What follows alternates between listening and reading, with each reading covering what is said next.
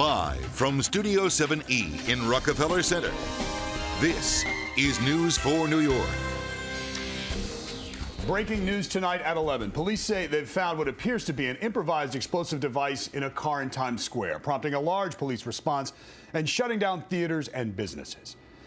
Good evening, everyone. On a balmy evening, the hustle and bustle of a packed Times Square was disrupted in dramatic fashion tonight. It started with what appeared to be a routine car fire, but quickly took a serious turn when firefighters spotted something suspicious in the back seat. And again, police believe it was an improvised explosive device. We've got team coverage tonight, but we're going to begin with Jonathan Deast, who's hustled in, and you've been working your sources throughout the evening. Jonathan, what do you know? It appears to be a large improvised explosive device. We are told from law enforcement sources that inside this vehicle, we're told it's a dark-colored Nissan, that inside this vehicle there are 3 propane tanks, several cans of gasoline, black powder, and perhaps some sort of alarm clock or timing device that may have been a triggering device. Again, bomb squad and investigators are on the scene now looking, but it appears someone parked a vehicle in Times Square with what appears to be an improvised explosive device consisting of propane tanks,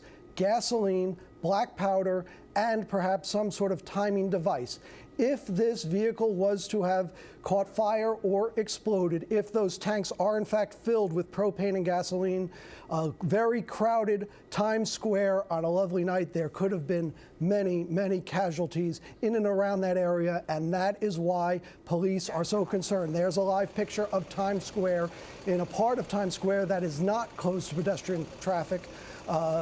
The bomb squad is taking a look at that. We are told the FBI's Joint Terrorism Task Force is on scene, also investigating how this came about.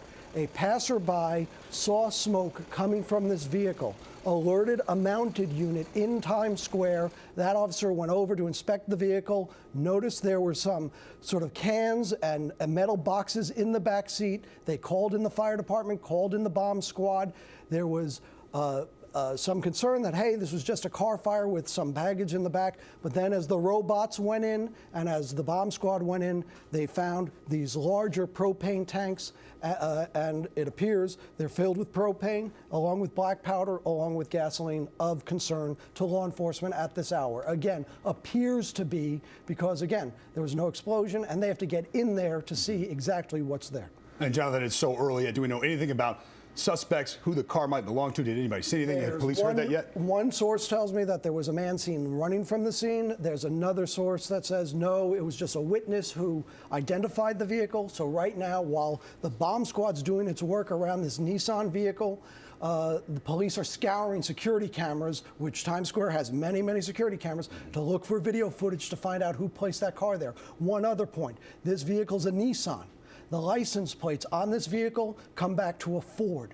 So that has police concerned as well. Again, all of this information, we caution, is preliminary. Right. The investigation is ongoing.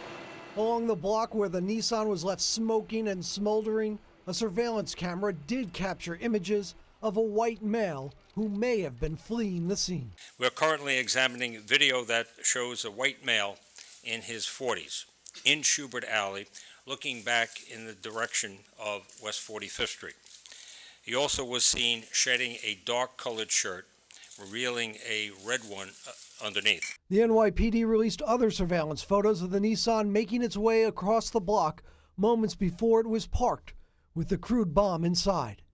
In addition to gasoline and 3 propane tanks like this, police say the suspect had a 75-pound metal gun locker packed with additional fireworks and a granular substance that might have been fertilizer. Clearly, it was the intent of whoever did this to cause mayhem, to create casualties.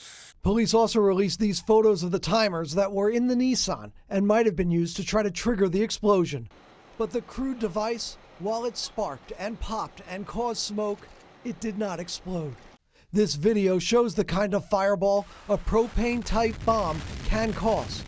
The FBI says the threat, while unsophisticated, was real. First, I want to thank and commend the NYPD and the FDNY for their quick response to Times Square. A lot of lives were probably saved with that response. Police say the gallons of gasoline were in the back seats and the propane tanks and gun box in the rear section.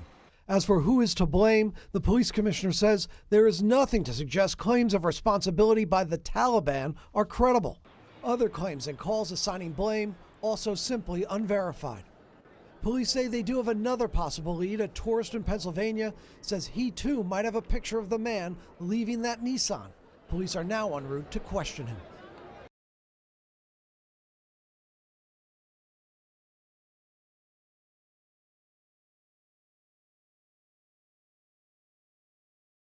This video is from a Pennsylvania fireworks store dated March 8th, where terror suspect Shahzad allegedly bought M88s for the car bomb. The video from Phantom Fireworks shows him walking the aisles looking for materials. At one point, it appears the terror suspect is aware of the surveillance cameras, and at one point, he appears to be staring straight at one.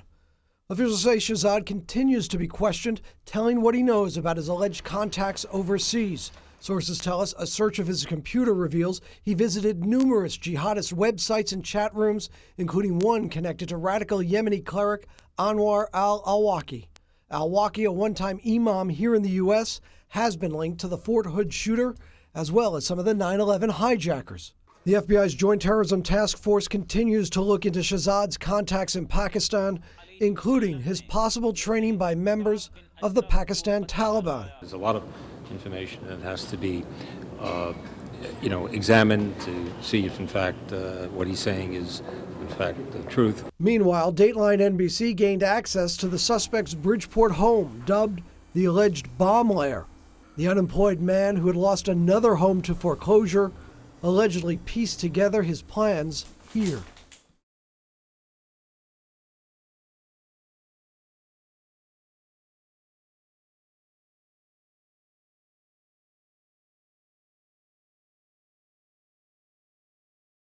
The police commissioner today did not go so far as to call Shahzad a lone wolf actor, but a week into the investigation, he did say he's confident there is no longer any threat to the city connected to his alleged plotting. There is no longer a threat based on this individual and people surrounding him. Investigators continue to track Shahzad's contacts overseas. This as Taliban extremist Hakamullah Masood has been warning he will send bombers to strike inside the U.S. Some experts have expressed doubts that his group has the ability to strike here. The police commissioner earlier. We take all threats seriously.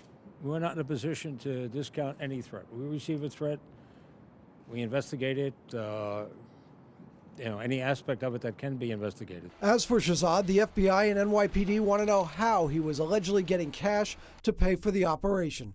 Investigators say Shahzad continues to cooperate at length. Kelly says he does not know why the man who wanted to kill so many is now telling all. The FBI continues to try to verify his claims that he received bomb training in a Taliban-linked camp. Whatever his overseas contacts, General David Petraeus today did say, as of now, he believes Shahzad was a lone wolf. As for the car bomb, the police commissioner says the suspect tried to light the fuses himself, and he had set timers as a backup just in case. Fortunately, both efforts failed. Jonathan Dienst, News 4 New York.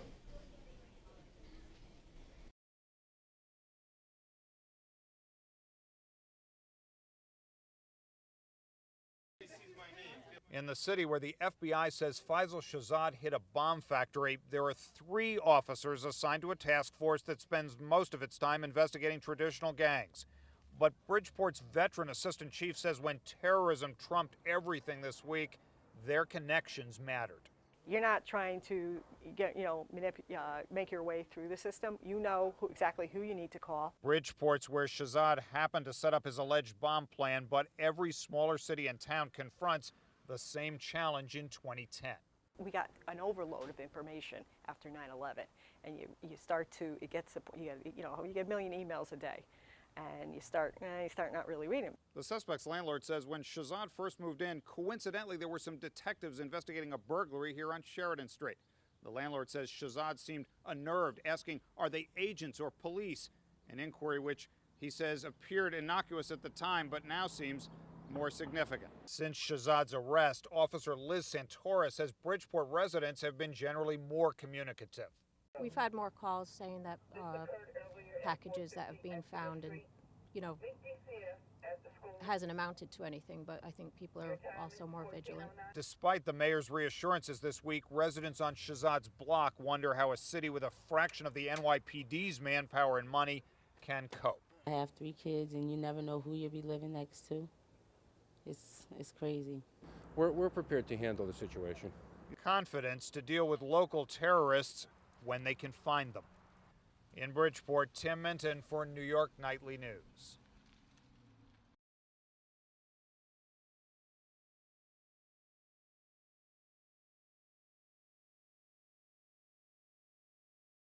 Some call Times Square New Year's Eve the safest spot in the world.